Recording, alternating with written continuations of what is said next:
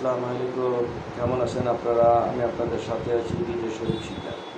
আমার সাথে থাকবেন, পাশে থাকবেন, আমার চ্যানেলটাকে সাবস্ক্রাইব করে দেবেন এবং চ্যানেলটার কথা যদি ভালো লাগে চ্যানেলটা বন্ধুদের মাঝে শেয়ার করে দেবেন। আসলে অনেক লোকে অনেক কথা বলে যে যশোরের ভাষা কীরকম। আসলে আমি যে ভাষায় কথা বলছি এটাই যশোরের ভাষা, একদম ক্লিয়ার, স্পষ্ট, শুদ্ধ বইয়ের ভাষা, যশোরের ভাষা। তা প্রবাদ বাক্যে একটা কথা বলে, অল্প বয়সে উঠলে কিছু, তার যুক্ত চিরকাল। আরও সুন্দর করে কুৎসিতভাবে বলা যায় তো, কিন্তু বললাম না। আমার কাছে এর চাইতে মিষ্টি ভাষা আমার কাছে নেই। যদি থাকে আমারে বলবেন, আমি শেখার চেষ্টা করব।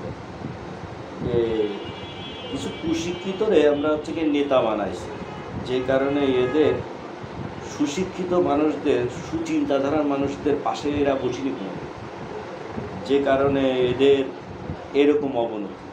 মানে সুন্দর মার্জিত শালীন জীবনযাপন কীভাবে করতে হয় এরা জানে না। আর ওই যে অল্প বিদ্যা ভয়ঙ্কর না, এদের অবস্থা গেছে তাই।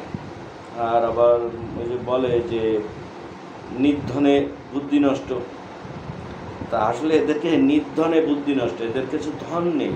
তাইতে এদের কাছে দানের ধ যদি থাকতো তাহলে হয়তো ধন এটা নেই, যে কারণে এদের কাছে কেউ কোনো কিছু দান করেনি, শিখায়নি কিছু। আর যেটুকানি শিখেছে পুঁথিগত শিক্ষা তো একটু কম।